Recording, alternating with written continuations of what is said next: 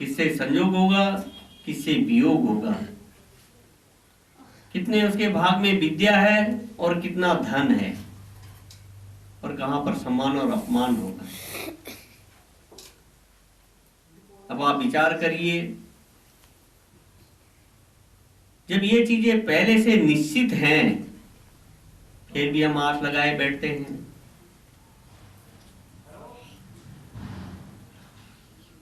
धन की जो लालसा है वो कभी समाप्त नहीं होती। आप कहेंगे महाराज बहुत सारे तो मेहनत नहीं करते हैं फिर भी उनके पास धन बरसता है, और बहुत से लोग ऐसे भी हैं जो रात दिन मेहनत करते हैं फिर भी उनके पास धन की कमी रहती है। ये सब प्रारब्ध अनुसार होता है। हम लोग अपने भाग्य को कोसते हैं। सज्जनों, भाग्य भी कर्मों से ही बनता है। एक ही समय, एक ही दिन, एक ही वार, एक ही नक्षत्र में कई कई शिशु पैदा होते हैं। एक बहुत गरीब परिवार का है, वो भी हॉस्पिटल में पैदा होता है। एक मध्यम परिवार का बालक है, वो भी हॉस्पिटल में होता है। और एक सेठ का बच्चा है, धनी परिवार का बालक है, वो भी हॉस्पिटल में पैदा होता है। एक ही समय, एक ही दिन, एक ही वार पर, एक ही नक्षत्र में, लेकिन उन तीनों के भाग्य अलग अलग होते हैं। अरे जब वार एक ही था, नक्षत्र एक ही था, एक ही समय था, एक ही दिन था, तो उन तीनों के भाग्य एक जैसे होने चाहिए थे ना, लेकिन ऐसा नहीं होता।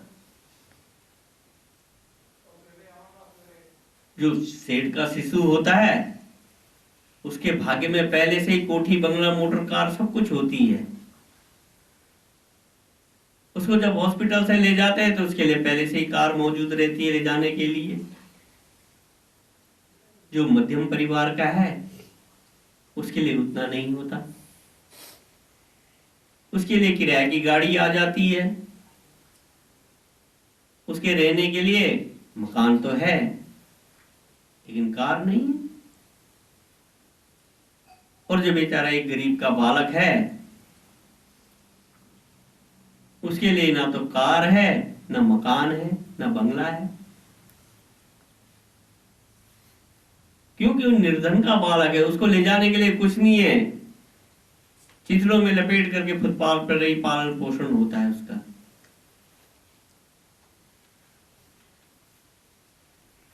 तो ये क्या है? होना तो ये चाहिए था कि तीनों का भाग्य एक जैसा ही होना चाहिए था ना। जब एक ही समय, एक ही दिन, एक ही बार, एक ही नक्षत्र में पैदा हुए, लेकिन तीनों बालक अपने अपने जो पूर्व जन्म में किए हुए कर्म है ना, उन कर्मों के अनुसार उनका भाग्य बना। आप लोग दोष दे देंगे कि परमात्मा ने तो बड़ा अन्याय किया है ना। परमात्मा ने कोई अन्याय नहीं किया। भगवान का विधान तो सबके लिए एक जैसा है। स्पष्ट निर्देश है, कर्तुम सो भोक्तुम, जैसा जिसका कर्म है वैसा फल भोगेगा। जिसने सेठ के घर में जन्म लिया उसके पूर्व जन्म के कर्मों का फल से, जिसने मध्यम परिवार में जन्म लिया उसका भी पूर्व जन्मों का संस्कार था, कर्म फल थे। जिसने गरीब के घर में जन्म लिया उसके भी पूर्व जन्म के कर्म और संस्कार थे। सेठ के बच्चे ने जो पैदा हुआ है ना, उसने अभी कोई कार्य नहीं किया, लेकिन पहले से उसके लिए कोठी, बंगला, बैंक बैलेंस सब कुछ है।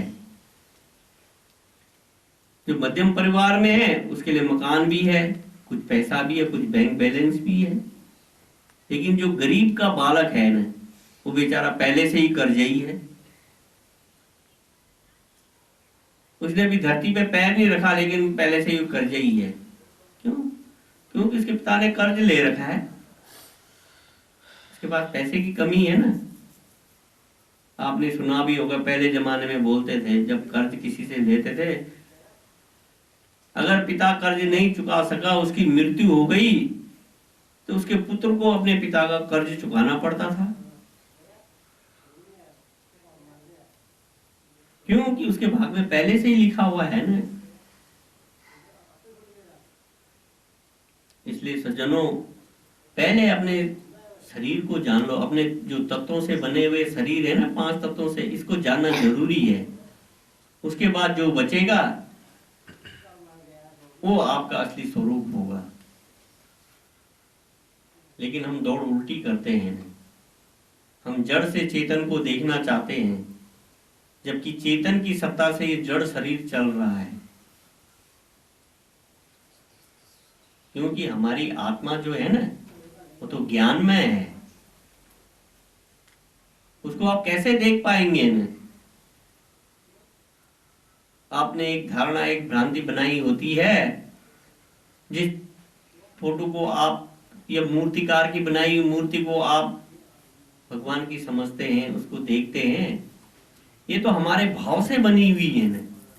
अपने भाव से चित्रकार भगवान की बहुत सुंदर मूर्ति बना देता है। क्या भगवान वो मूर्ति ही है? ऐसा नहीं सज्जनों। हमारे शास्त्र कहते हैं कि जो ईश्वर है ना, वो आपकी आत्मा ही तो है, आपके अंदर निवास कर रही है ना। भगवान ने स्वयं कहा ना, अयम आत्मा गुणाके सर्वभूत हृदय से तिष्ठन्ति अर्जुन।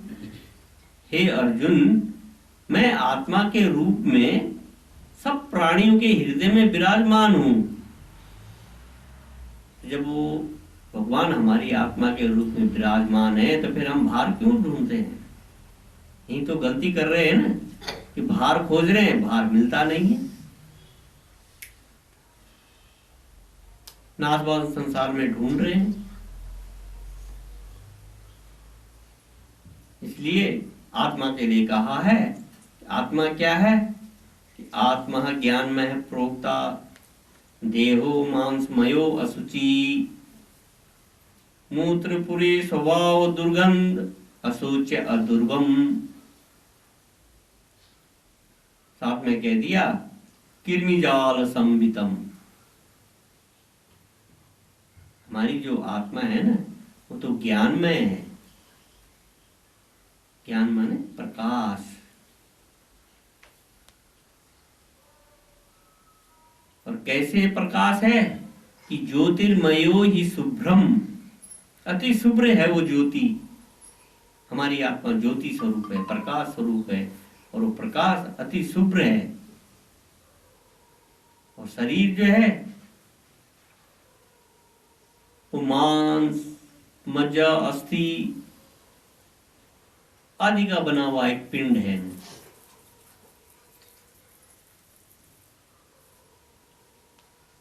ना, और अति अपवित्र है। मल मूत्र का किला है ये। मूत्रपुरी स्वभाव दुर्गंध, इसमें से जो कुछ भी निकलता है दुर्गंध युक्त ही निकलता है।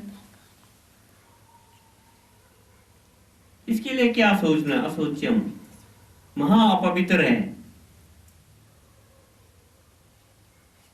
और कृमिजाल संवितम, कृमियों से भरा पड़ा है। अधुर्वम, ठिकाना कुछ नहीं है, कब छूट जाएगा ना। ये अस्थाई नहीं रहता शरीर।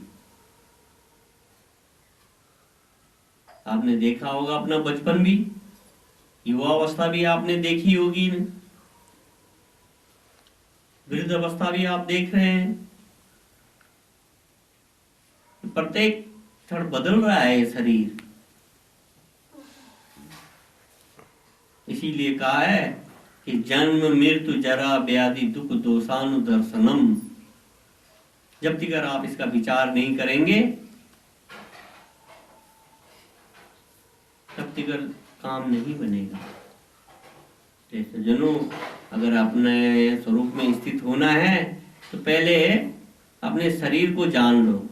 अगर आपको अपनी आत्मा में स्थित होना है, अपने स्व का अनुभव करना है, क्योंकि शरीर नाशवान है और आत्मा अजर अमर है। आत्मा के लिए भगवान कृष्ण ने गीता में कह दिया कि ये आत्मा ऐसी है कि इसको शस्त्र नहीं काट सकता, ना ही इसको अग्नि जला सकती है, ना ही इस आत्मा को वायु सुखा सकती है, ना जल गीला कर सकता है। नैनम छिदन्ति शस्त्राणि नैनम दहति पावका न चैनम क्लेदन्तापो न शोषति मारुता। ऐसी आपकी आत्मा है, फिर भी आप इतनी अमूल्य आत्मा होने के बावजूद भी भिखारी बने हुए हैं, बाहर ढूंढ रहे हैं। कमी यहीं पर है। जिस दिन आप अपने अंदर देखने लग जाओगे उस दिन आपका काम बन जाएगा। आप इस भव सागर से पार हो जाएंगे। इस संसार के जितने भी द्वंद्व है ना, इन द्वंद्वों से पार हो जाएंगे। फिर कैसी भी परिस्थिति आए, आपके जीवन में कैसी भी घटना घटे, आप शांत चित्त रहेंगे, निश्चिंत। क्योंकि आप जानते हैं ये तो शरीरों के धर्म है, होगा, होता रहेगा ना। मैं तो शरीर नहीं हूं, मैं शरीर से अलग हूं, मैं इस शरीर इनको देखने वाला हूं, इनका साक्षी हूं। मेरे में तो विकार कभी हो ही नहीं सकते ना, शरीरों के विकार है। इसलिए सज्जनों, हम बार बार कहते हैं कि अंतर्मुख होना जरूरी है। ओम शांति शांति शांति।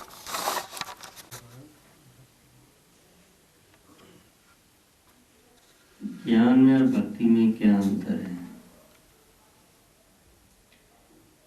हमारे नीतिकार, हमारे शास्त्रों में, हमारे धर्म ग्रंथों में, हमारे वेदों में 3 मार्ग बताए गए हैं।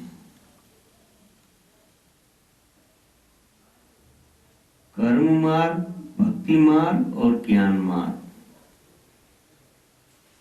ज्ञान मार्ग को सांख्य योग भी कह देते हैं, भक्ति योग और कर्म योग भी कह देते हैं।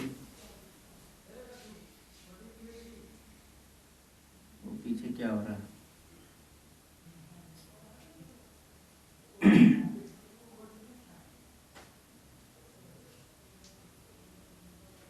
इन तीनों में अंतर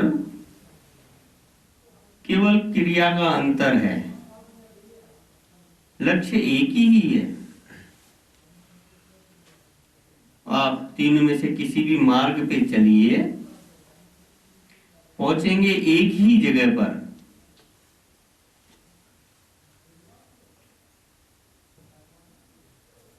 कर्म मार्ग से चलते हैं या भक्ति मार्ग से चलते हैं या ज्ञान मार्ग से चलते हैं, या कर्म योग कहें, भक्ति योग कहें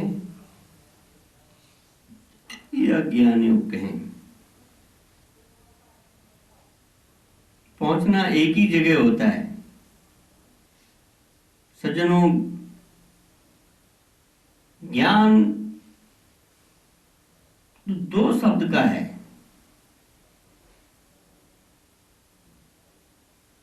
कि आप देह नहीं हैं, आप शरीर नहीं है, आप आत्मा हैं, आप ईश्वर का अंश हैं। लेकिन